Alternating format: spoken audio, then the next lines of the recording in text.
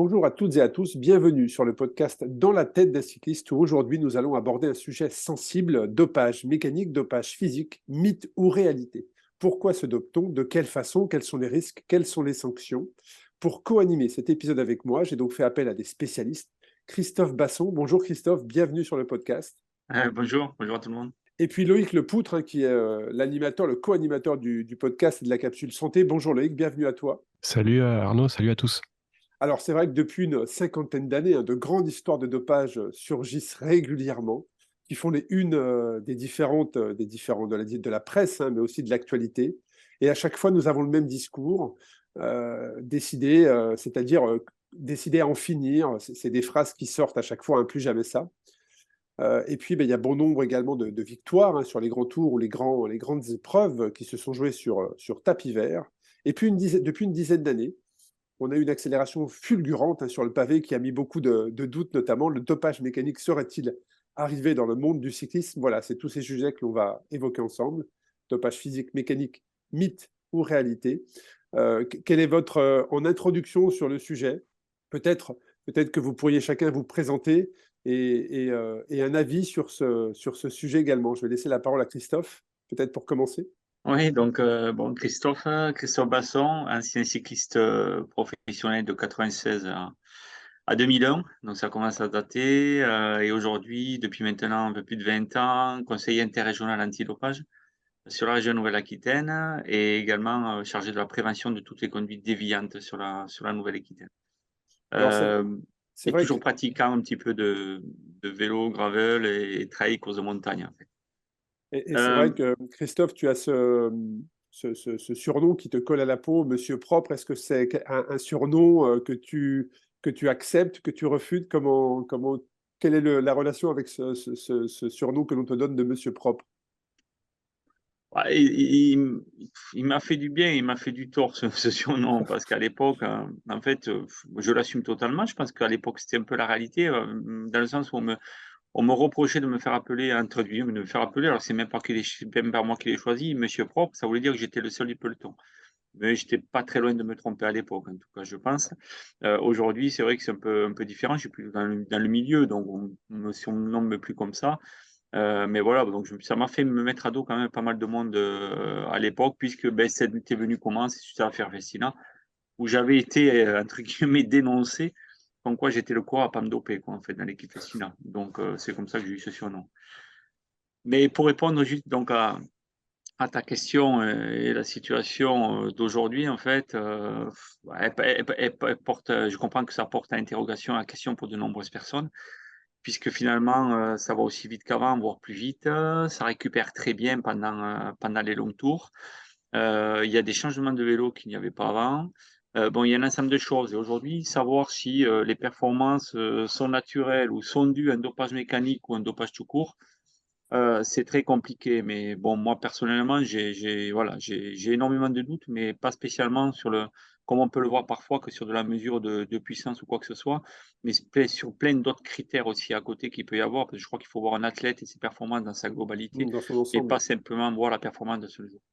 Oui, tout à fait. Mais c'est vrai qu'on alors on pourrait se poser la question aussi pourquoi le cyclisme est tant ciblé, parce que ça probablement dans d'autres sports, mais c'est vrai que malheureusement, à chaque fois qu'il y a une performance extraordinaire, une belle course avec beaucoup d'attaques, c'est spectaculaire, mais à la fin, on a quand même toujours en arrière-pensée cette chose. Est-ce que c'est comme avant? Est-ce que ça a changé? Est-ce que c'est propre? On a toujours cette question et c'est bien dommage pour le sport que l'on aime puisqu'on le pratique. Quel est ton avis? Je vais te laisser te présenter aussi Loïc parce qu'il y a peut-être des personnes encore qui n'écoutent pas la capsule santé que tu animes avec moi. Mais quel est ton avis sur ça? Quel est ton parcours par rapport à ça? Alors moi je suis, Loïc Lepoutre, entraîneur. Alors mon avis sur le dopage et le vélo, bah, je pense que la réflexion elle est très profonde parce que depuis les années bah, j'ai mon sport c'est le vélo, hein. J'ai commencé le vélo, dans les années 90, quand Christophe était, à la Festina. Voilà, c'est là où j'ai commencé le vélo en 95.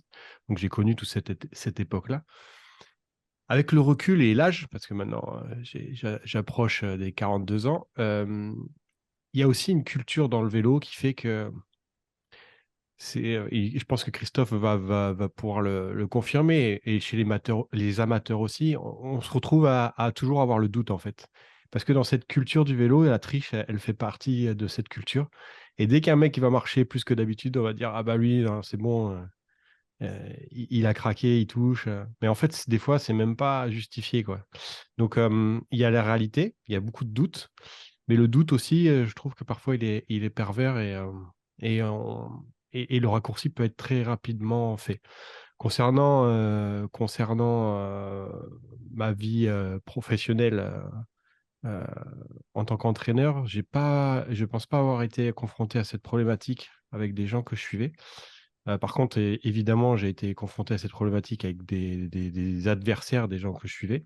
Et en tant que pratiquant, oui, j'ai été confronté à ça très jeune, très jeune, très jeune. Voilà, surtout dans les années, c'est vrai, fin 90, 2002, début 2000, il y avait une espèce de...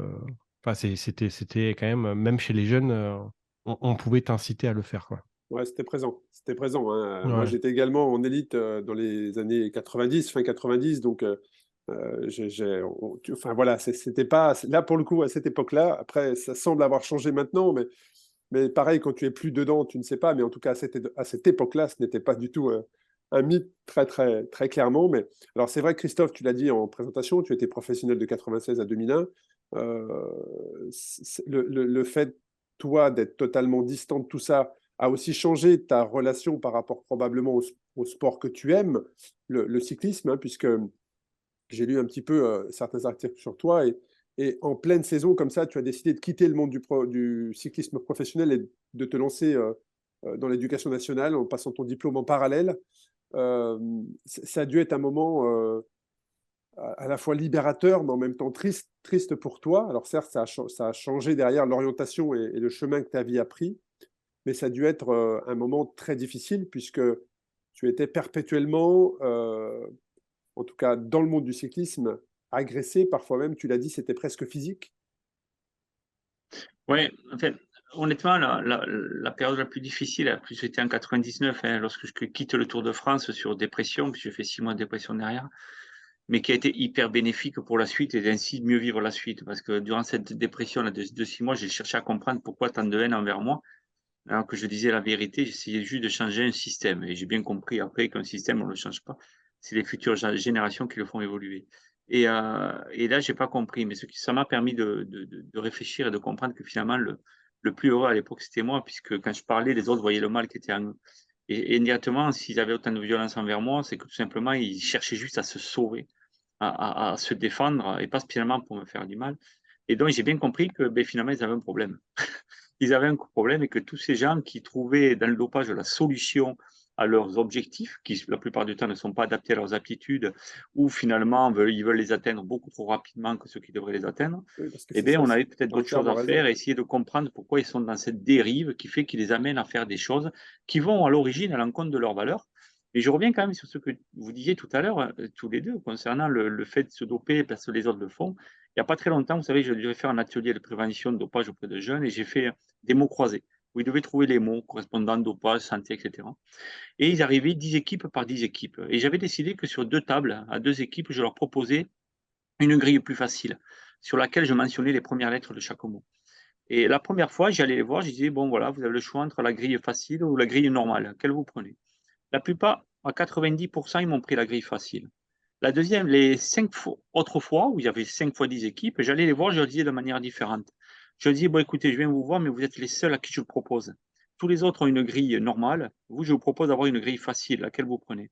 Ils ont tous pris la grille normale. C'est-à-dire que sur le premier coup, ils imaginaient que tout le monde avait le choix et que finalement, tous les autres allaient prendre la facile, bien sûr. Donc, ils ont pris la facile. La deuxième fois, ils voulaient se battre à armes égales. Ils savaient que les autres n'avaient pas accès à cette grille facile, donc ils ont pris la normale. Ce qui veut dire quoi? C'est qu'aujourd'hui, de nombreuses personnes se dopent parce qu'ils pensent que les autres le font. Et c'est vraiment là-dessus qu'il faut être vraiment réaliste et dire la vérité, pas laisser penser l'une chose ou l'autre, parce que ça peut énormément modifier les comportements. Alors, modifier les comportements, c'est vrai que toi, ce dopage a changé ta carrière. Tu l'as dit, tu quittes le Tour en 99 pour dépression. Et puis derrière, moi, ce qui est intéressant, c'est que tu nous partages aussi aux auditeurs, mais aussi avec Loïc, c'est en 20 ans, depuis cette époque, comment tu t'es investi? Qu'est-ce que tu as mis en place? Quel est ton métier? Parce que c'est ça aujourd'hui qui est intéressant. C'est que certes, tu t'es fait sortir violemment, qui peut détruire psychologiquement un homme, mais tu as su, même si tu as mis un genou à terre, hein, tu as su te relever. Et derrière, qu'est-ce que tu as mis en place? Qu'est-ce qui t'anime aujourd'hui? Comme j'ai dit, en fait, l'expérience m'a démontré que je ne changerais pas un système. Ça, c'était une certitude. Donc la seule solution, c'était travailler auprès des jeunes qui, eux, allaient faire évoluer le système. Je me suis toujours opposé. Une fois, il y en a un qui, en plaisantant, avait dit pour arrêter le dopage, il faudrait qu'on arrête le vélo pendant 10 ans et qu'on reparte à zéro. Il n'avait pas tort, en fait. Parce que le problème, c'est que les anciens qui perdurent dans le milieu continuent à maintenir des habitudes. Et ça, c'est un vrai problème. Il faut faire face à ça. Et pour faire face à ça, il y a une nouvelle génération qui ont- qui est pour moi très bonne parce qu'ils ont envie de défendre des idées. Ils ont cette capacité, moins mouton que l'on pouvait être à l'époque, etc. Même si certains peuvent encore être manipulés, mais il y a cette Il y volonté. a plus de valeur. Ce Donc, que tu veux dire, c'est qu'il y a plus de valeur dans la génération qui arrive maintenant? je ne sais pas si c'est des valeurs, mais en tout cas, celles en quoi ils croient, ils les défendent davantage. C'est ça en quoi je pense. En fait, ils sont plus acteurs là-dessus. Et donc, je me suis dit, il faut que tu interviennes auprès des jeunes. Alors déjà, chercher à comprendre, et j'ai mis longtemps à comprendre comment arriver à une conduite dopante. Et ensuite, travailler auprès des jeunes pour qu'eux arrivent à défendre, à développer leur compétence psychosociale. Enfin, il y a plein d'aspects, hein, plein de facteurs là-dessus, pour qu'eux changent leur comportement et ainsi fassent évoluer le système. Mais parallèlement à ça, qu'est-ce qu'il fallait faire aussi? Il fallait se lutter contre un système. Et la lutte contre le système, c'est quoi? C'est d'une part les contrôles antidopage dans lequel je me suis investi, mais également toute la lutte contre les trafics de produits dopants, donc contre les dopeurs. Là où ça, il fallait lutter. Et c'est ainsi que j'ai eu ce poste qui, au début, on m'a proposé une mission qui était un peu simple et que j'ai essayé de développer au bout de pendant une bonne vingtaine d'années et où je me retrouve aujourd'hui encore dans une troisième réflexion ou pour vous faire la chose très simple, en fait, hein, moi, ça fait 22 ans que je suis là en train de faire ça. Mais j'ai désormais demandé une rupture conventionnelle pour stopper totalement parce que je trouve de moins en moins de sens et j'ai plus envie davantage d'aller sur le terrain maintenant. C'est maintenant, je suis accompagnateur moyenne montagne, en fait, et également coach trail. Et mon objectif maintenant, c'est me servir ce que moi m'a apporté la nature, en fait, les sports de nature, m'en servir pour justement développer ces valeurs chez les jeunes, parce que je crois vraiment à la nature. Je pense que Arnaud, tu es bien placé pour le savoir. J'ai suivi un petit peu tes exploits, donc mais quand on se retrouve tout seul dans un environnement, on est seul, quoi. Et comme le disait Albert Jacquard, en fait, on n'est plus tout dans un esprit compétition Pas du tout. où le but c'est battre l'autre. Et finalement, on trouve ces solutions et c'est ainsi qu'on développe son état d'esprit de développement qui va nous permettre derrière de trouver nos solutions et pas automatiquement aller chercher des solutions simples ou les pleurer aux gens qui sont autour de nous. Exactement. Mais c'est vrai que ce que tu as dit, Christophe, me fait te poser la question suivante. Tu as travaillé sur cette conduite du dopage. Donc, aujourd'hui, selon toi, qu'est-ce qui conduit un sportif? Et après, je te passerai la parole, Loïc, parce que ça va être intéressant d'avoir toi aussi ton partage en tant que coach et la relation que tu as avec le sportif. Mais qu'est-ce qui conduit, selon toi, un sportif, homme ou femme, à la conduite du dopage? Qu'est-ce qui l'amène à un moment donné à dire, à basculer, en fait, et à accepter? Hein. Je vais vous prendre un exemple. Vous voyez, on est censé peut terminer ce podcast à telle heure, parce que moi j'ai 20 minutes pour aller récupérer mon fils qui sort de l'école, il a 6 ans, il est devant une rue qui est très passante où les gens roulent comme des fous. Et j'ai oublié de l'avertir que si un jour j'arrivais en retard, qu'il fasse très attention. Et là, on va finir le podcast avec 10 minutes de retard. Et j'ai les choix en fait. Soit je pars, je prends la rocade, je roule à 90, j'arrive avec 10 minutes de retard, je prends le risque que mon fils se fasse écraser. Je m'en vaudrais toute ma vie. Soit je décide de rouler à 130 sur la rocade, je ralentis avant le radar, je repars après et je récupère mon fils. Ah, peut-être que j'aurais tué 2-3 personnes sur la route, j'en sais rien. Mais au moins, j'aurais pas ce regret qu'un jour mon fils se fasse écraser. J'ai fait mon choix en fait. J'ai créé ce qu'on appelle mon légitime.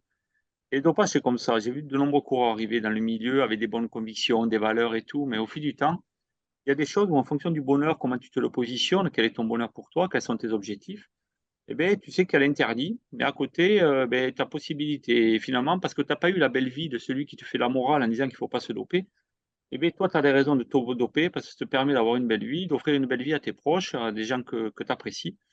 Et petit à petit, tu bascules là-dedans. Et en même temps aussi, un deuxième aspect, c'est aujourd'hui, je pense qu'on éduque trop les gens à vouloir protéger leur santé physique. Quand on fait du sport de haut niveau, il faut accepter à un moment donné que tu mets parfois ta santé de physique un petit peu de côté, juste pour ta santé globale. La santé globale qui est l'équilibre entre bien-être physique, mental et social.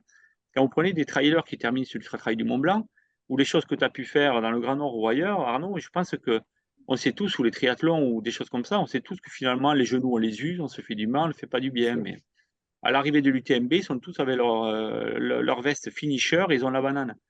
Et ces gens sont heureux. Donc, comment, en fonction de l'objectif qu'on se fixe, le bonheur qu'on recherche, et bien après, on se crée son ordre légitime. Donc, des raisons, il y en a multiples. Voilà. Donc, Ouais, mais il y en a plusieurs, mais c'est la crainte peut-être, et on va y venir après, je pense, la crainte de la sanction et puis le regard des autres. Aujourd'hui, maintenant, j'ai encore vu, alors j'ai pas vraiment d'exemple précis, mais il y a encore quelques années où maintenant avec les réseaux sociaux, tu te fais contrôler positif, la planète entière le sait.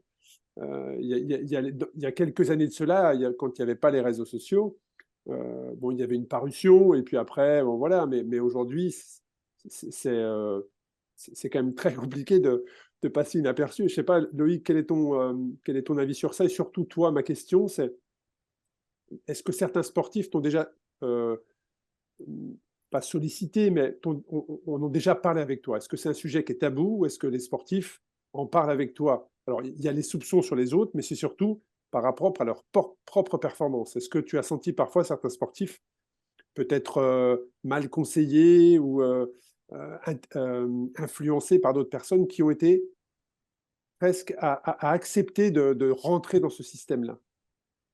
Euh, j'ai pas souvenir d'avoir rencontré cette situation. On parle toujours de ça par rapport aux autres, en fait. Alors, dans le vélo, c'est très courant, hein.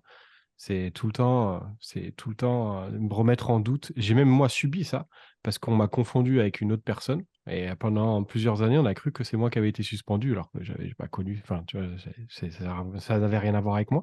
Il y a vraiment dans ce milieu du vélo, amateur, il y a toujours ces soupçons. Et comme disait Christophe, souvent la personne passe à l'acte pour deux. Bah, alors, il y a plusieurs raisons, comme il dit, mais déjà c'est parce que elle veut faire comme les autres en pensant que. Sauf qu'on n'en sait rien. Et puis, il y a cette histoire de bonheur.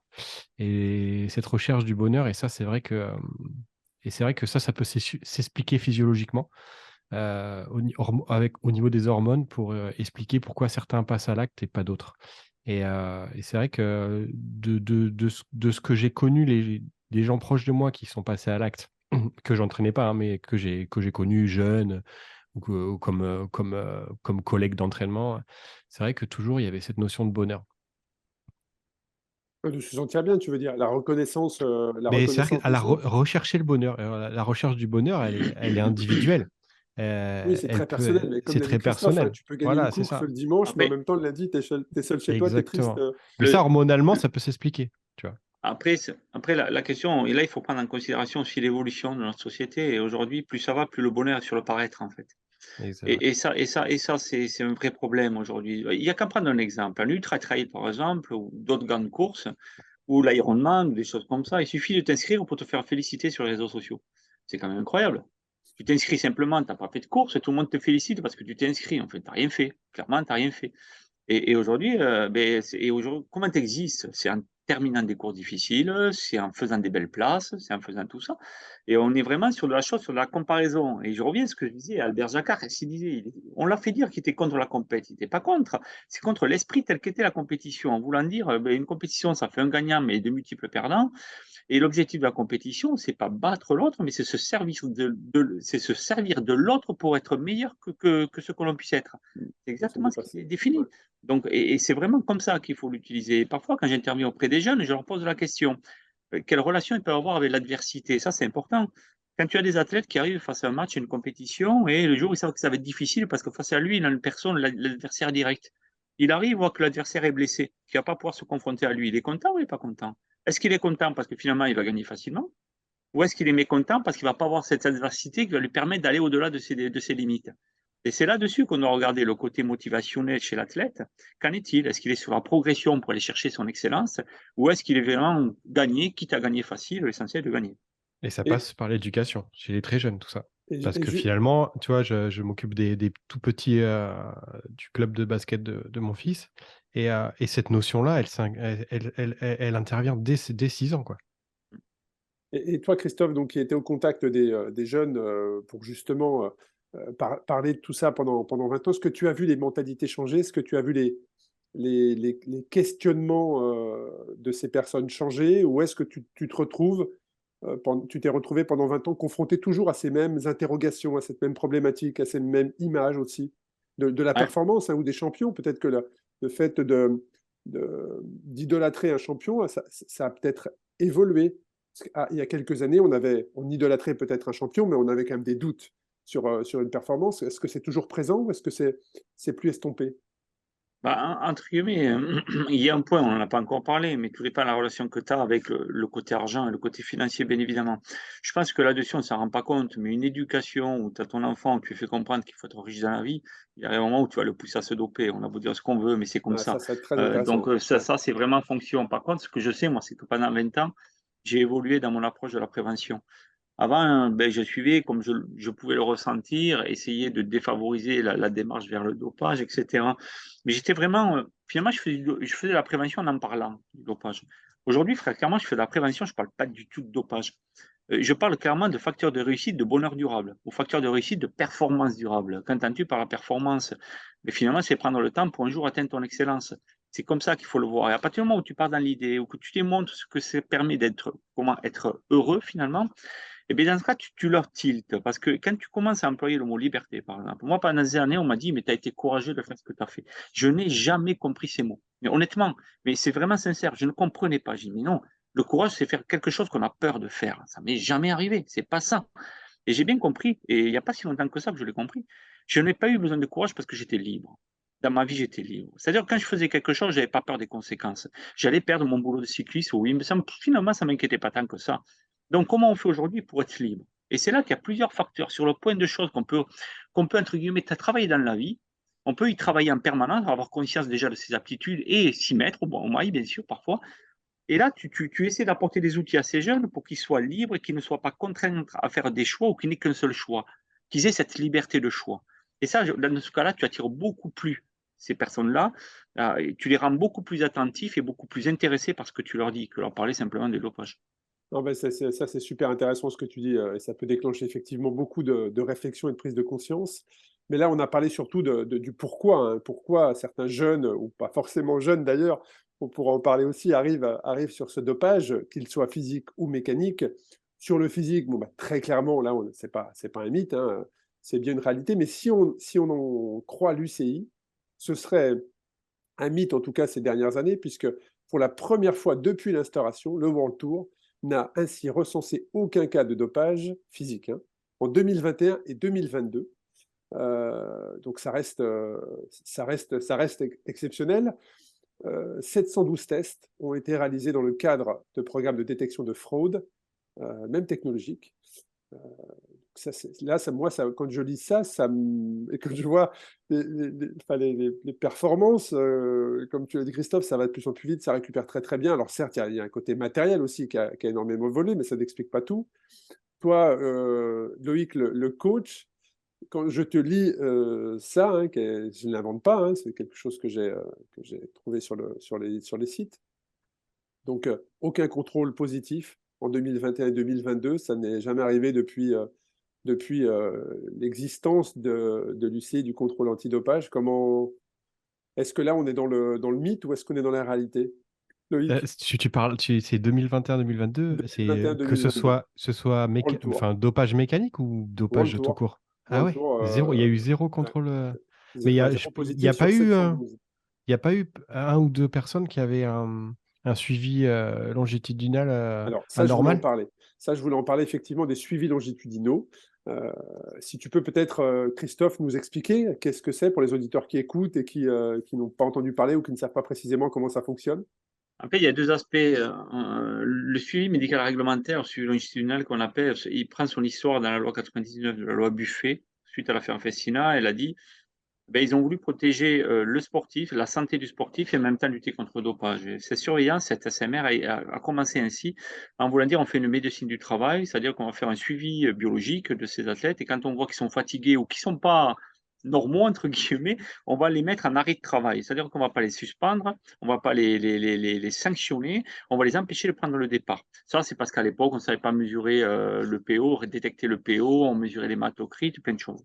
Suite à ça, ils se sont rendus compte que finalement, quand il ce suivi médical réglementaire, on avait quand même un certain nombre de données biologiques, taux de cortisol, plein de choses, l'hématocrite, plein de choses, qui permettaient éventuellement de se dire est-ce qu'il y a un doute de dopage ou est-ce qu'il n'y en a pas.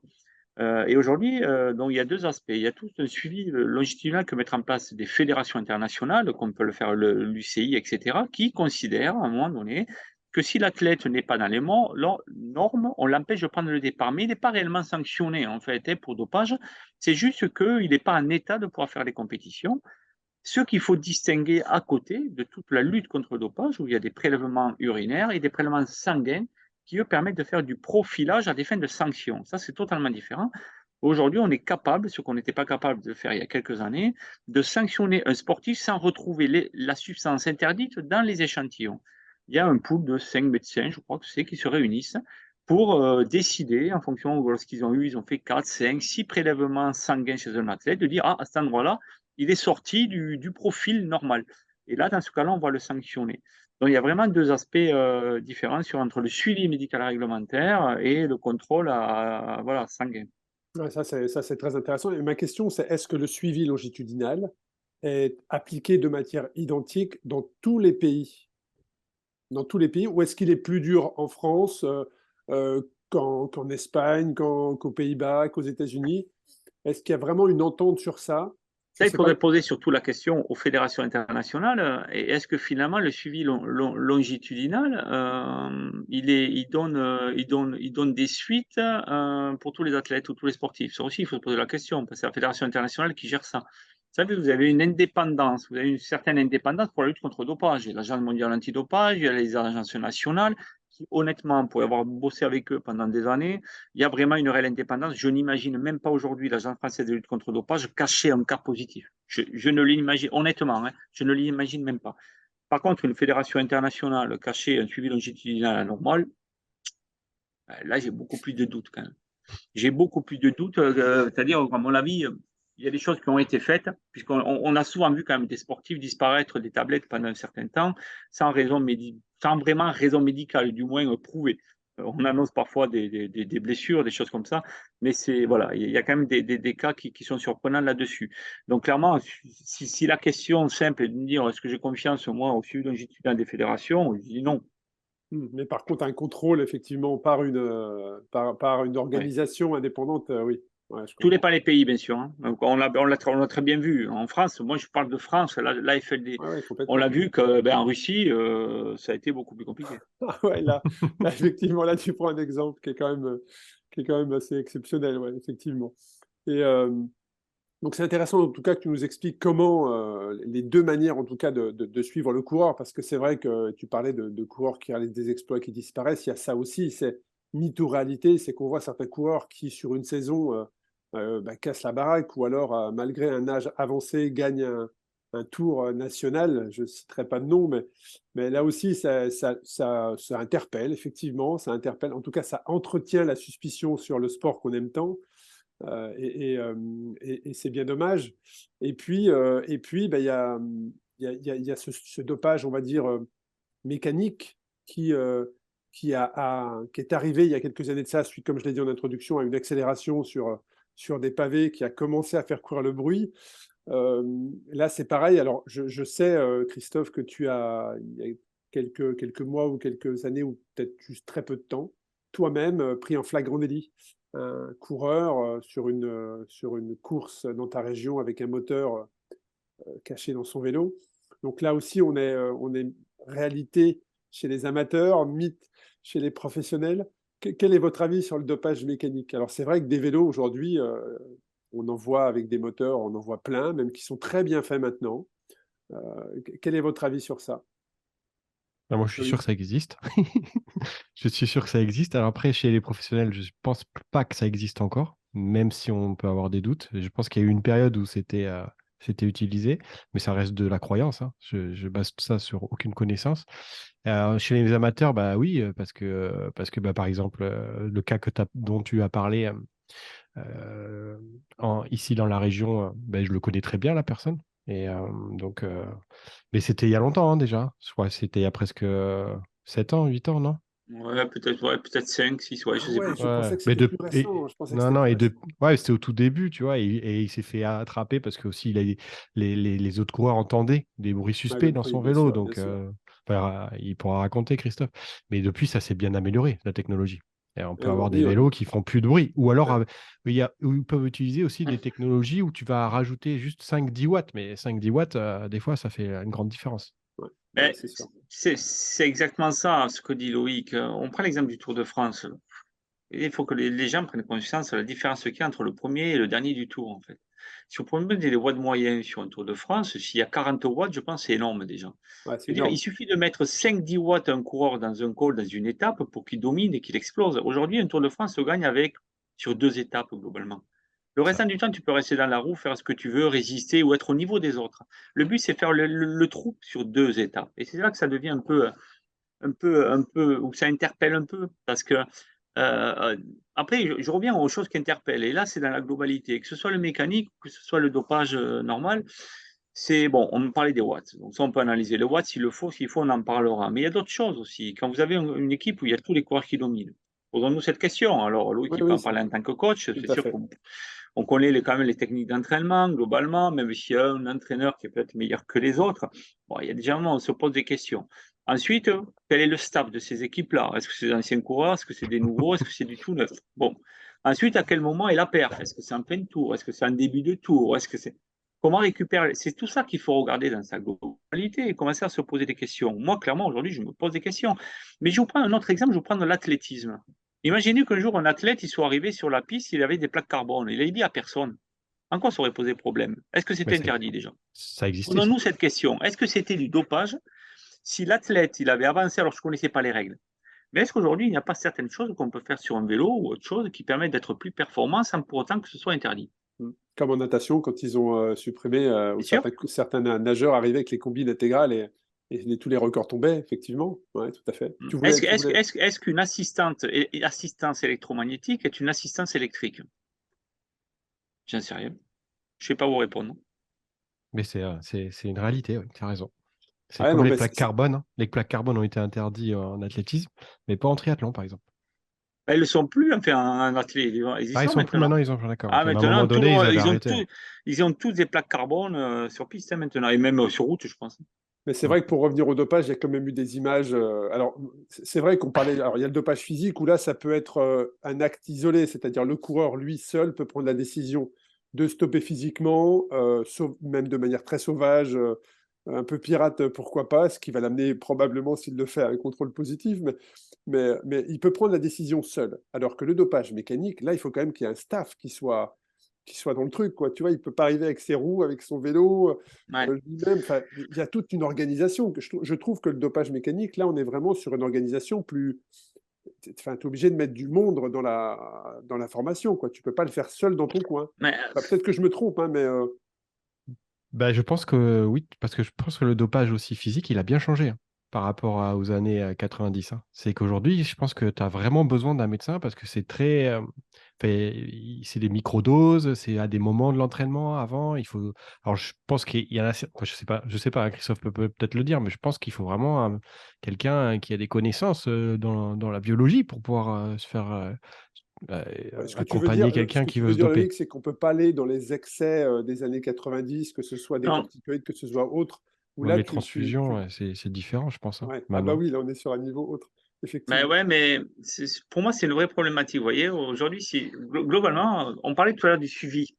Ce qu'il faut quand même, c'est passer au travers du suivi. Donc, il y a le suivi biologique qui est quand même aussi, donc je vous ai mis ces fameux contrôles sanguins, hein, je parle bien de contrôle et pas de surveillance médicale de la part. Ou quand même, Alors, contrôle, ça veut dire que tu vois des contrôleurs voilà, des venir, paramètres indirects. On voit venir par chez exemple toi et te faire des l'hématocrite. tests. Je vous prends l'exemple de l'hématocrite. L'hématocrite, norme, c'est normalement entre 38 et 50, 51, 49 même souvent. Il y a des exceptions, donc si elles sont démontrées, ça ne pose pas de problème. Un sportif qui est entre 43, 40, entre 48 et 50 pendant toute sa carrière, ça ne pose aucun problème. Il n'y a que s'il passe à 53 que ça va tilter. Donc, ça veut dire quoi aujourd'hui? Ça veut dire qu'un sportif, ce qu'il faut, c'est qu'il faut qu'il ait un taux d'hématocrite régulier toute l'année, toute la saison, pendant toutes les saisons. C'est-à-dire que globalement, s'il veut prendre de l'EPO, il faut qu'il en prenne de manière régulière et de manière à dose thérapeutique. Moi, je me souviens quand j'étais chez Festina, il y a une chose sur laquelle était clair le médecin de l'époque, bien sûr un grand dopeur. Il disait clairement ce qui est important dans l'EPO, c'est faire au moins 2 sevrages par an pour que la machine se remette en marche. Aujourd'hui, ce qui se passe, c'est que s'il y en a qui prennent de l'EPO, s'il y en a qui prennent de la testo, s'il y en a qui prennent tous ces produits-là, ils les prennent de manière régulière toute l'année. Aucun sevrage. C'est-à-dire que lorsqu'ils vont s'arrêter, peut-être qu'il y aura des problèmes. Problème de testo, problème de matos, parce que la machine ne se remettra pas en marche. Pour faire simple pour les auditeurs, c'est que si tu donnes de la testo à ton corps, ton corps il n'est pas fou, il n'en fabrique plus. Mais le problème, c'est que lorsque tu n'en donnes plus, il ne sait plus la fabriquer, parce qu'il ne s'en souvient plus et la machine ne se remet pas en marche. Donc aujourd'hui, sur le plan médical, c'est certain, à mon avis, il y a beaucoup moins de dopage qu'avant. Mais je pense que s'il y en a, sur le plan de la santé, en termes d'empoisonnement, des choses comme ça, je pense qu'il est pire qu'avant. Il est pire qu'avant parce que faut savoir qu'aujourd'hui, les coureurs du Tour de France, de ce qu'on m'en a dit, prennent entre 20 et 25 cachetons tous les jours pour faire du vélo. Quand même. Alors on va vous dire que c'est de l'autorisé. Oh ben ouais, c'est de l'autorisé. Je veux bien que ce soit de l'autorisé, mais est-ce qu'en termes de danger, c'est pas plus dangereux que faire juste une cure, entre guillemets, excusez-moi d'être provocateur, bien sûr. mais une cure de PO à dose thérapeutique? On doit se poser cette question. Donc, attention dans quel sens on va. Et un deuxième aspect qui me porte quand même, qui m'amène le doute, c'est l'omerta qu'il peut y avoir ce grand silence. Parce que dans les facteurs de réussite dont je parle, c'est par exemple avoir plusieurs cordes à son arc, ça c'est une chose, mais c'est surtout la question du mensonge. Pourquoi tout le monde ne dit rien? Tout le monde a un secret sur tout le monde en fait. Pourquoi à l'époque j'ai tant dérangé quand j'ai parlé? Parce que je pouvais dire les choses ouvertement, on n'avait rien à me reprocher. On ne pouvait rien dire sur moi. Aujourd'hui, personne ne dit rien. On parle du cyclisme, on peut parler du rugby, on peut parler de plein d'autres fédérations, c'est exactement la même chose. C'est même au niveau politique que c'est comme ça. Personne ne dit rien, personne n'ose, sinon il se le prend en pleine figure. Ça veut dire qu'il y a une sorte de masse de secrets qu'il y a là-dedans. Il n'y a personne qui est capable d'assumer ce qu'il fait à 100%, et du coup, personne ne dit rien. Donc, comment pouvons-nous avoir confiance à un tel milieu quand il ne s'ouvre pas à tout le monde, en fait? Ouais, non, c'est très intéressant. C'est vrai que tes conclusions sont intéressantes et c'est ce qui t'a amené, Christophe, aussi à ce constat-là qui fait qu'aujourd'hui, tu as envie d'autre chose. C'est une fatigue vis-à-vis du système, vis-à-vis de je sais pas si on peut dire cette lutte, mais en tout cas, voilà, tu as envie aujourd'hui de penser plus à toi, à tes propres aspirations aussi, peut-être? Honnêtement, c'est une question de sens que je mets à ce que je fais, de conviction. Moi, c'est le cœur qui me fait avancer. Quand j'en parle, c'est le cœur, c'est tout ça, et parce que je crois en ça. Je suis dans un moment où j'en ai marre parfois d'être face à des gens qui n'ont pas la même motivation, qui sont juste là pour une carrière, qui ont envie de gravir des échelons, des gens comme ça. Finalement, on va faire ça 2 ans, ils vont faire autre chose après. Donc, ça, franchement, ça m'amuse, mais c'est que surtout, j'ai connu autre chose. J'ai connu autre chose. J'ai bien compris rapidement que d'amener des gens à l'encontre de la nature, s'évader pendant un certain temps, les axer sur le développement personnel, sur la progression, comme je peux le faire en coach, ou les amener dans les week-ends. Quand, par exemple, là, je pars en week-end raquette, par exemple, où on est axé sur le développement personnel, l'estime de soi, l'état d'esprit, l'attitude, plein de choses comme ça. Les gens, ils reviennent avec la banane, ils ont compris que finalement, et la vie, en fonction, on n'est pas tous fait pareil. On n'a pas eu tous la même éducation, mais la vie, on peut l'influencer et qu'on est avant tout constructeur de notre vie et qu'il faut se poser les questions, quels sont nos objectifs et réfléchir déjà les obstacles, les imaginer, les voir tels qu'ils sont et non pas les surévaluer, prendre conscience des aptitudes qu'on peut avoir et qu'est-ce que moi je peux faire pour trouver mes propres solutions. À partir du moment, et là j'ai bien compris que ce n'est pas dans mon métier que j'ai actuellement, je vais peut-être pouvoir profiter pleinement de ça et le mettre à profit de certaines personnes, mais c'est d'une autre manière. Mais pourquoi je le fais, c'est que tout simplement, j'ai plusieurs activités et j'ai toujours fait le nécessaire de ne pas attendre le moment où ça ne va pas pour me poser la question de ce que je pourrais faire à côté. Et Voilà. est-ce que c'est Et aussi c'est vers ça que peut-être, j'amène, en fait, pour avoir cette fameuse liberté. et est-ce que c'est peut-être aussi, Christophe, parfois la fatigue de à chaque fois surpasser ses frustrations? Parce que j'imagine que comme tu suis un petit peu ce qui se passe, soit on t'a informé, soit toi tu as détecté, mais d'être convaincu, alors je ne sais pas si c'est dur de dire ça, mais d'être convaincu que cette personne, homme ou femme, est dopée. Et de ne pas pouvoir, faire sortir ce dossier. Est-ce que ça t'est Oui, déjà arrivé? Quel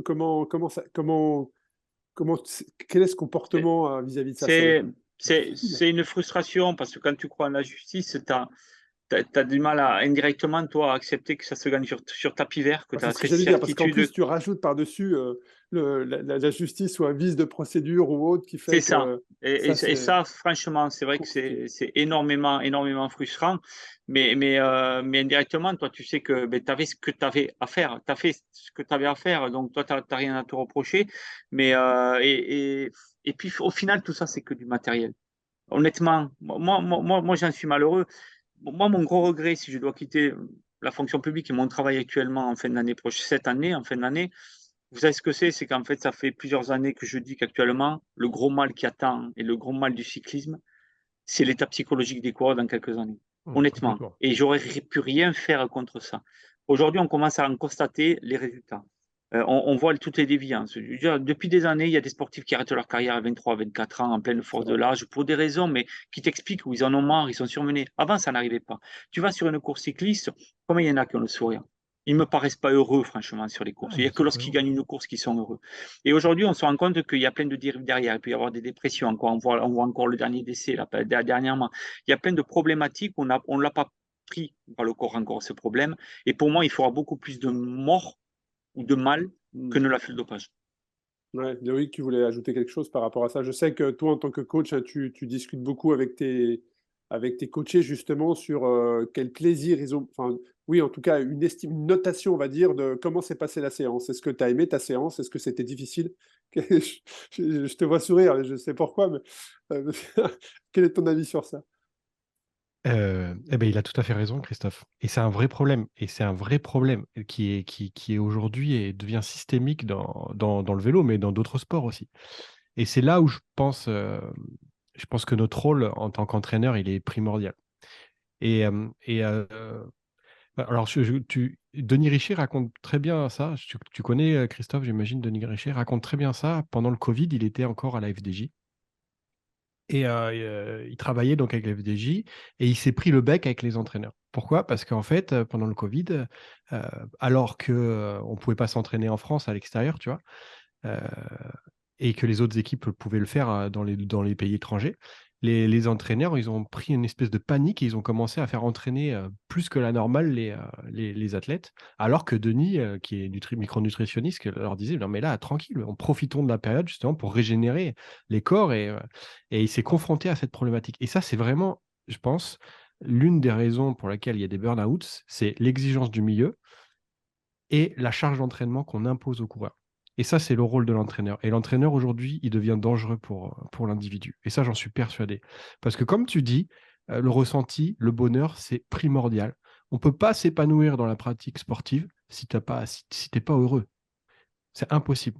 Et progresser, évoluer, c'est pas dire s'entraîner comme un acharné. Au contraire, la place du repos, de la régénération, c'est quelque chose. Mais aujourd'hui, il y a au saucisson où c'est celui qui doit en faire plus. Bah, il y a des plateformes en plus qui aident pas, tu vois, mais on compare Ouais, les c'est chiffres, un les piège, datas, les effectivement, machins. effectivement. Sauf qu'en Aujourd'hui, fait, ouais, on est tous connectés l'athlète, et dès que tu fais 5 km à pied, ça en informe la Terre entière, quoi.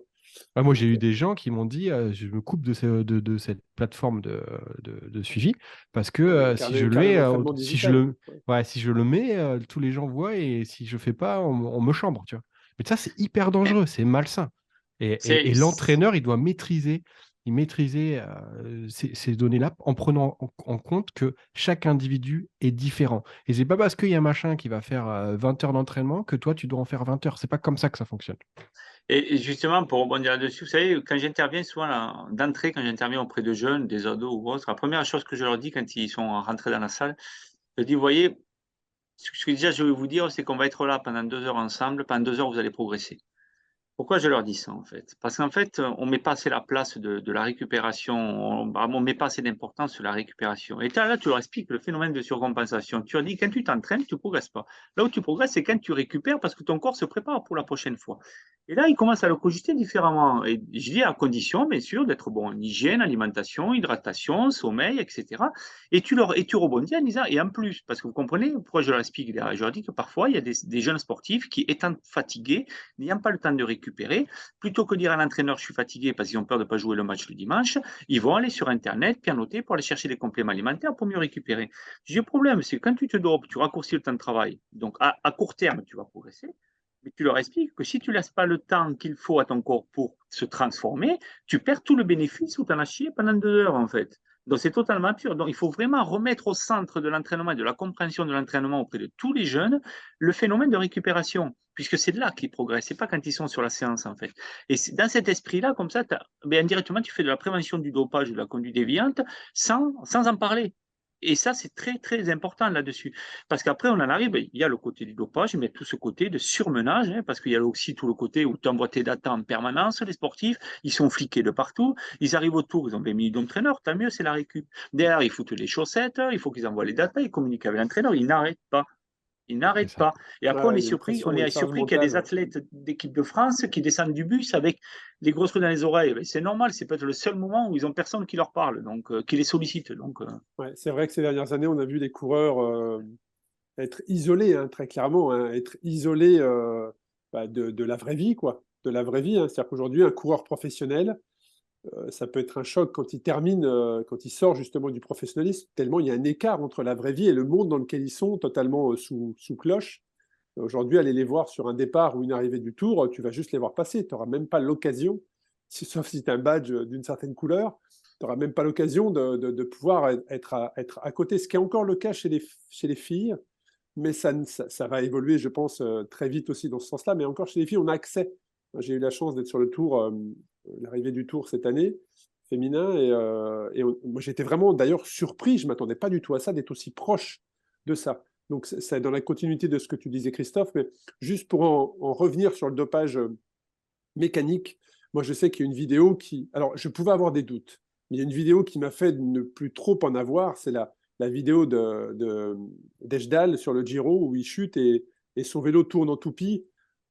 Bon, là c'est pas vraiment mytho-réalité. Là, j'ai presque été déçu, tu vois, de me dire, ah, mince, c'est vrai en fait.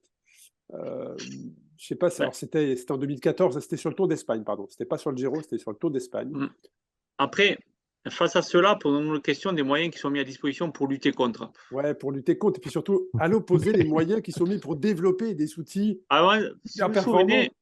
Si vous vous souvenez, à un moment donné, ils ont quand même fait appel à Jean-Christophe Perrault. Je crois qu'il a dû rester un an ou un an et demi. Ouais, l'info que j'ai eue, c'est qu'on n'y a pas donné les moyens qu'il fallait pour pouvoir travailler. Et il est parti. Donc, mais bon, il ne faut pas oublier que c'était en pleine campagne d'élection de M. Lapartien qui voulait avoir, au final, l'Union cycliste internationale, ce qu'il a réussi à avoir. Mais depuis, il ne parle plus du tout de dopage technologique. C'est quand même un peu étonnant. Mais clairement, je pense que la question, il n'y a pas de raison. Enfin, il n'y a pas de raison que ça n'existe pas. Globalement, il n'y a pas de raison. Donc, et souvent, surtout quand on voit les partenariats qui sont faits entre les équipes. Bah oui. Mais puis même de Formule 1, certes, les vélos sont magnifiques, mais il y a peut-être autre chose dans le vélo, tu vois. Mais même sur le plan technologique, on parle tous d'électrique, mais il y a plein d'autres possibilités technologiques pour faire avancer un vélo plus vite. C'est clair. Donc là-dessus, on ne peut que se poser des questions sur tous les moyens qui sont mis à dispo, oui. J'ai une question. Attends, excuse-moi, Arnaud. J'ai une question, Christophe. Je me suis toujours posé cette question-là. Quand les coureurs changent de vélo, notamment sur un contre-la-montre où la dernière et qu'un Tour de France se joue et que la personne change de vélo, pourquoi il n'y a pas pourquoi on ne met pas en place un système où le vélo qui a été échangé, on prend les deux vélos, on les démonte juste pour vérifier. Je crois qu'ils sont contrôlés avec des iPads, je crois, non Honnêtement, de ce que j'entends sur l'éventuelle technologie qu'il peut y avoir, je ne sais même pas si en le démontant, on le trouverait. D'accord, ok. Mais après, honnêtement, ce que tu dis, je suis 100% d'accord avec toi. Éventuellement, on aurait pu, ça pourrait être efficace aujourd'hui. Parce que c'est ce que j'ai fait. Quand on m'a donné une info, j'ai eu l'info, j'ai bossé la semaine, je suis allé avec les gendarmes, on a démonté le vélo, on a trouvé le moteur. Ceux qui n'ont jamais fait à l'Union cycliste internationale, quand même, il faut se poser la question.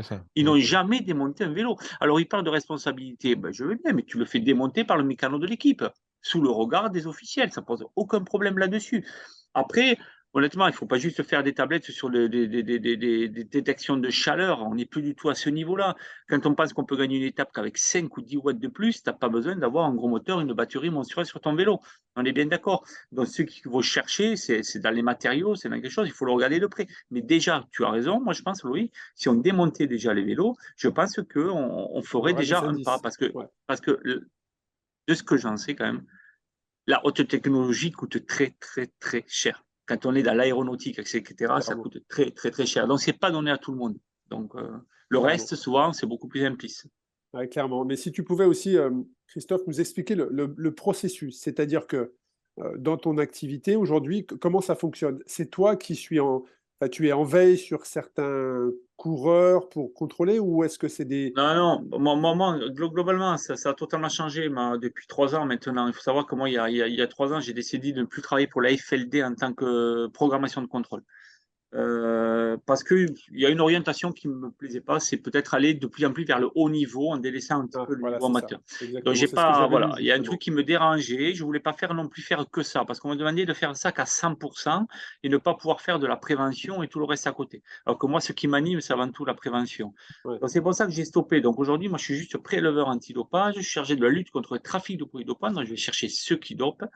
Et après, tout le côté prévention des conduites ma déviantes. question, elle va peut-être choquer Christophe, mais ça existe toujours, parce qu'on parle des années 90. Alors oui, c'est vrai que pour se doper, il faut des gens qui transmettent, mais dans les années 90, comme l'a dit Loïc, tu faisais du vélo à un bon niveau, tous ces gens-là étaient clairement identifiés dans différentes régions.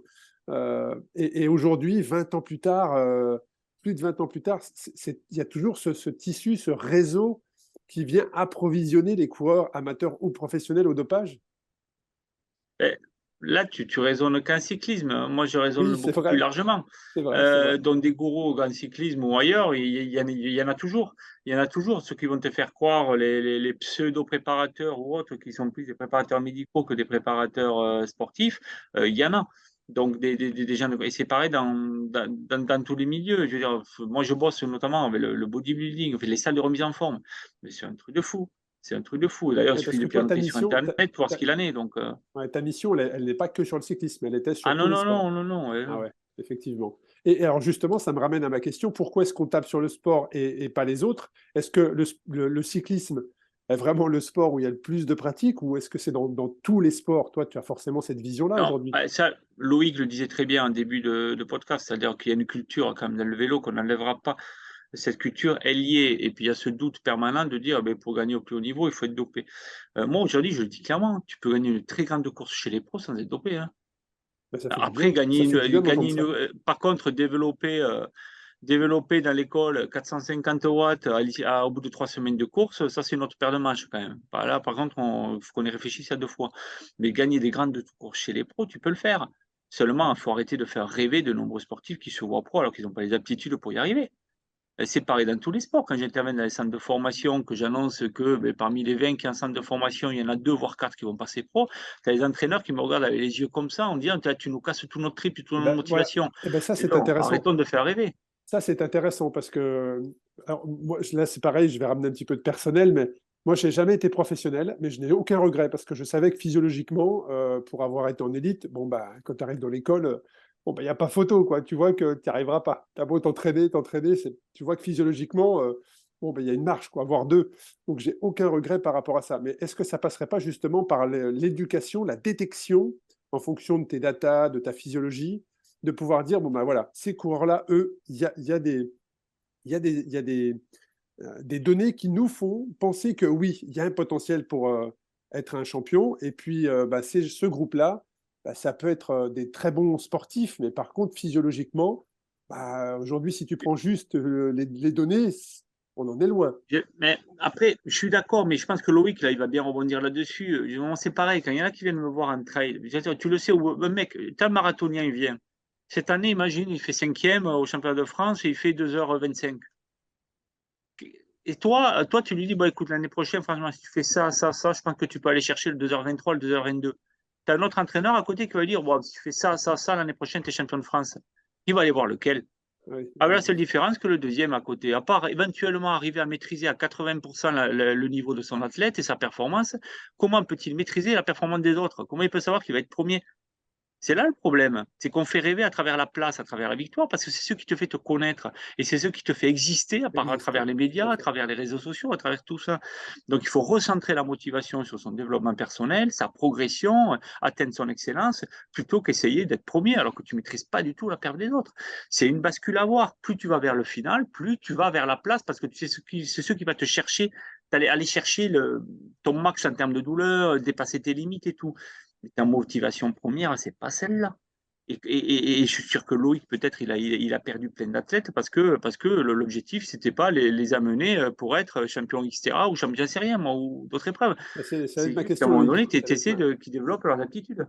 Ça va être ma question, Loïc. Est-ce que tu as eu affaire à des jeunes coureurs, ou moins jeunes, tout dépend, mais qui avaient des prétentions ou des ambitions qui étaient démesurées par rapport toi, ce que tu avais sous les yeux en termes de données? Ou à l'opposé, ou à Des l'inverse, dizaines. ou à Des dizaines, mais l'inverse. pas que des jeunes d'ailleurs. Pas que des jeunes. Et comme dit Christophe, je suis honnête, donc je le dis, et ça m'est arrivé que les gens s'en aillent, oui, c'est vrai. C'est vrai. Parce que bah, je vais pas leur mentir. Et moi, quand je reçois quelqu'un, la première chose que je lui dis, c'est qu'on va on va travailler ensemble, enfin, on va collaborer ensemble pour qu'il puisse s'épanouir et progresser d- en tant qu'être humain dans son environnement. Alors, des fois, il y en a, ils veulent pas trop l'entendre, ça, tu vois. Les mecs, ils veulent pas trop l'entendre. Par rapport à la détection que tu disais, je pense qu'aujourd'hui, le vélo le permet de détecter des potentiels. Mais comme dit Christophe, c'est pas parce que les chiffres sont bons que derrière, Oui, après, il y a la tout un personne est environnement, hein. capable. Il faut le Ah oui, mental, oui, il y a tout ouais, un c'est ça. environnement qui fait, ça serait trop simple sinon. C'est exactement. J'ai travaillé avant le Covid, j'avais créé une association où je détectais les jeunes comme ça. Alors, pas que dans le vélo, hein, dans tous les sports. Et souvent des jeunes qui avaient été mis en marge du système de formation, que ce soit dans le basket ou dans le foot, pour des raisons diverses, hein, soit de comportement, soit de blessure. Et justement, j'ai appris pas mal parce que tu peux détecter des talents qui vont être très forts physiologiquement, mais en fait, tu te retrouves à des barrières mentales, en fait, tu vois, parce que les motivations sont pas les bonnes. Ça, c'est hyper important. Ouais, c'est vrai qu'il faut, et c'est pour ça que la démarche de Christophe est hyper intéressante. C'est dommage presque de perdre ce fonctionnement-là pour les années à venir. On va arriver Ouais, sur la fin de. je mettrais juste un petit point quand même, parce que le perdre, non, parce que je vais l'utiliser Oui, ailleurs, c'est pas un oui, non, mais souci, bien mais sûr, mais on s'est ce que je compris. veux dire, un point qui est essentiel aussi, que s'il y a des jeunes qui entendent, ou même des moins jeunes, je pense, comme je leur explique souvent, je leur dis, vous savez, faire préparer des jeux, c'est dur, bosser pendant 4 ans, pour aller peut-être chercher une médaille. Et quand tu arrives, que tu fais quatrième, tu as les boules, c'est vrai. Mais la pire des douleurs, c'est pas celle-là, en fait. La pire des douleurs, c'est si tu es quatrième et que tu sais que 15 jours avant, tu n'es pas allé t'entraîner parce qu'il faisait trop froid, tu t'es couché 2 fois à 1 h du matin au lieu de te coucher à 23 h, ou que tu n'as pas assez bu, tu as pris une tendinite. La pire des douleurs, c'est le regret. Parce que l'opportunité d'avoir une médaille ou l'opportunité de faire une belle course, ben, se représentera plus jamais peut-être. Et tu l'auras laissé toute ta vie et tu vas t'en vouloir toute ta vie. Et ça, c'est vraiment important. C'est comprendre que finalement, on ne doit pas. Et ça, c'est vraiment ce qu'on l'a démontré Carol Dweck, une anglaise en psy, c'est qu'il y a l'état d'esprit fixe et l'état d'esprit de développement. Les états d'esprit fixes, c'est ceux qui, voilà, ils demandent des solutions en permanence, ils voient des obstacles bien plus importants que ce qu'ils sont. Il y a tous les autres à côté qui vont chercher leurs solutions pour les atteindre, mais ils n'ont pas peur.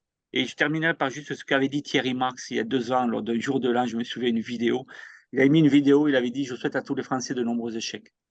Parce que s'ils ont de nombreux échecs, c'est qu'ils auront pris beaucoup de risques et c'est qu'ils auront beaucoup appris. Et c'est exactement ça. C'est d'ailleurs qu'on ne doit pas avoir peur de l'échec, on a tous le droit d'échouer. Ce dont il faut avoir peur, c'est le regret de ne pas avoir fait ce qu'il fallait pour y arriver. Voilà. C'est une très très belle conclusion, mais avant qu'on soit vraiment dans cette conclusion, j'ai envie de te poser une question, Christophe. Est-ce qu'il t'est arrivé de faire des cauchemars en revoyant Lance Armstrong te lancer le fameux fuck you? Ou est-ce que c'est toujours, parfois ça te réveille la nuit, ou est-ce que tu es bien loin de tout ça?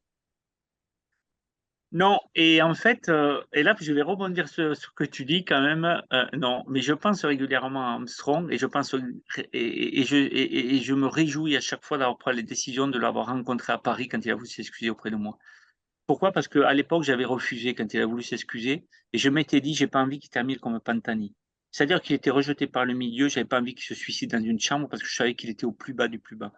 Et il n'y a pas si longtemps que ça, qu'est-ce qu'il a fait? Il a tendu la main à Yann Ulrich parce qu'il était au fond du trou. Et je ne peux pas m'empêcher au fond de moi que finalement, s'il l'a fait, c'est peut-être parce que moi, j'ai tendu la main à un moment donné. Et donc, j'y pense, ouais, à Lance Armstrong, c'est pas du tout pour le côté négatif. Bien sûr, bien sûr. Et donc, tu l'as rencontré, ça fait combien de temps? Oh, c'était en 2012 ou 2013, en fait. 2012, ouais. Et tu l'as senti, ça sort un petit peu du cadre, excuse-moi, mais tu l'as senti réellement sincère dans dans l'échange que tu avais eu, c'était positif, c'était. Sincère, non, parce que je pense qu'il m'a pas tout dit. Parce que quand j'ai dit, mais attends, Lance, à l'époque, quand même, tu dominais tout le monde alors que tu prenais pas autre chose que prenait l'équipe Festina. Il n'y avait pas autre chose. Il m'a dit non. Et aujourd'hui, on parle du dopage mécanique. Mais bon, bref, ça, c'est une parenthèse. Par contre, je l'ai trouvé au fond du trou. Et donc, c'est pour ça que j'étais plutôt content de l'avoir accepté et de le rencontrer. C'est des moments très humains. Très humains. Est-ce que tu as d'autres choses, Loïc, à ajouter à cet épisode sur mythe ou réalité? Après, chacun des auditeurs se fera son avis sur est-ce que c'est un mythe ou est-ce que c'est une réalité, que ce soit physique ou mécanique. Mais si toi, tu avais des choses à rajouter, Loïc, ça serait quoi? Déjà, je remercie Christophe d'être Ouais, parmi nous parce que bah, tu fais bien. c'est toujours hyper intéressant de l'écouter. J'ai dû écouter tous les podcasts que tu as fait, lu ton livre dès plus jeune âge. Et c'est vrai que tu es une personne qui est inspirante. Et je pense Légitime. que. Ouais, Légitime, légitime. clairement. Exactement. Et si je devais conclure, c'est rechercher le bonheur euh, en fonction des bonnes motivations. Je pense que c'est la clé. Euh, et c'est vrai que dans une société où on se compare tout le temps, il faut essayer de justement se retrouver au sein d'un environnement bien différent et d'essayer d'ouvrir les yeux de ce qui nous entoure et pas forcément sur le regard des autres. Intéressant, intéressant. En tout cas, c'est vrai, un grand merci à tous les deux hein, de vous être rendus disponibles pour cet épisode. Moi, la seule chose que je peux partager, c'est faites du vélo, faites-vous plaisir, que ce soit en pédale automatique ou en pédale plate, très clairement. Mais tu vois, je suis aussi, moi, organisateur d'épreuves de longue distance. On parle beaucoup de longue distance, ça commence à arriver comme le trail il y a quelques années. J'aimerais un jour qu'il y ait un contrôle sur mon épreuve. Je le dis ouvertement. J'aimerais, non pas pour sanctionner les tricheurs, mais à l'opposé, montrer qu'il y a des gens qui font du vélo aussi. Moi-même, étant cycliste, j'ai été contrôlé. Et ce contrôle était négatif, hein, bien évidemment. Il était négatif. Mais en tout cas, j'ai trouvé ça. C'est plutôt bien d'avoir ce genre de contrôle pour aussi. Et tu vois, je rebondis justement, c'est que quand j'ai été contrôlé, j'ai reçu un courrier comme quoi mon contrôle était négatif, mais personne ne le dit. C'est-à-dire quand il y a un contrôle positif, tout de suite, en tout cas chez les amateurs, tu le sais, mais par contre, les gens qui sont contrôlés et qui sont propres, Mm. ben, ce n'est pas communiqué. Donc voilà, c'était la parenthèse. Mais en tout cas, voilà, faites du vélo, faites-en librement, prenez du plaisir, et puis ben, ça sera toujours. Vous allez apprendre, comme l'a dit Christophe, apprendre à vous connaître sans vous mettre la pression, et c'est le plus important. Un gros merci. Et, Oui, Christophe, vas-y. ouais, non, juste parce qu'il a parlé de bonheur, Loïc. Et en fait, ce que je dis souvent, en fait, c'est que la liberté, c'est lorsque le bonheur ne dépend pas de la décision d'un autre. Et ça, c'est super important. Alors ça, je pense que Exactement. la phrase de fin. Exactement, on est tous d'accord avec toi. Un grand merci à vous deux, en tout cas. Je vous souhaite plein de bonnes choses pour cette année 2023 qui vient tout juste de débuter, au moment où on enregistre l'épisode. Et puis j'espère un jour, en tout cas Christophe, Loïc, on se croise régulièrement, encore dans quelques jours. Mais, euh, mais j'espère, Christophe, un jour avoir l'occasion de te croiser dans la vraie vie. Voilà, un grand merci. Plaisir partagé. Merci. Allez, bonne journée. Parfait, merci à vous en tout cas.